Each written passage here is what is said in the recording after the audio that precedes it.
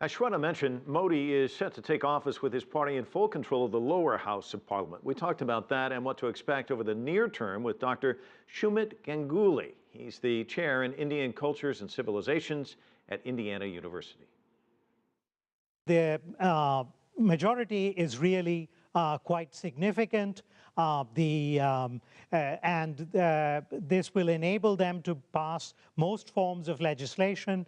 The principal concern that the BJP has is whether or not the upper house, the Rajya Sabha as it's called in India, will cooperate with them, because there they do not have a majority, or something not even approaching a majority. So while they control the lower house of Indian Parliament, they have a problem in the upper house. So this is something where they will have to tread carefully.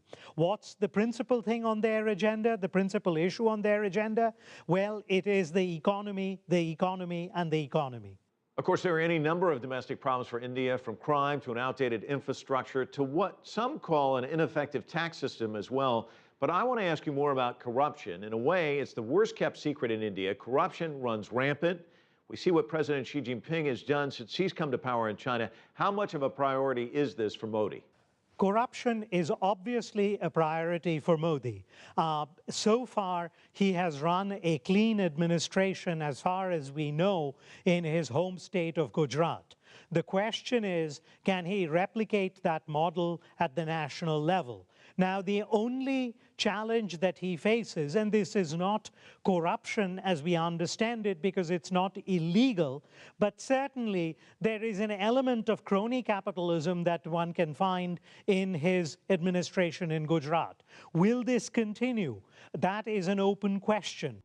Now, the United States says Modi is now welcome in the country, but for years he has been denied a visa because of what happened in his state in 2002, when hundreds of Muslims were left dead in riots. Modi has addressed the plight of minorities in India.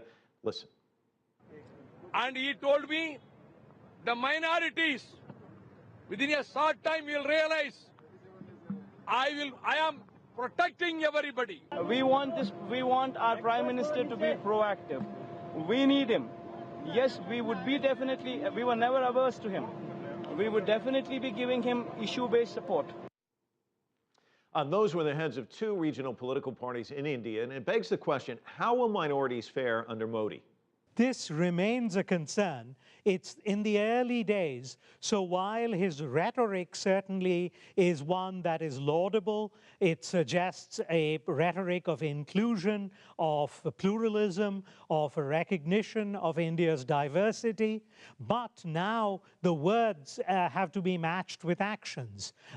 We really don't know how he's going to deal with a potential crisis. Suppose there is a conflict which has the possibilities of turning into a conflagration. Will he help douse the flames, or will he pour more fuel on the flames? That remains uncertain, and the proof will be really in the eating of the pudding. The BJP has this phrase, and has become something of a mantra of late: good days have arrived. But realistically, how will Modi's first 100 days in office be judged? They will be judged by particular public policies that he pursues.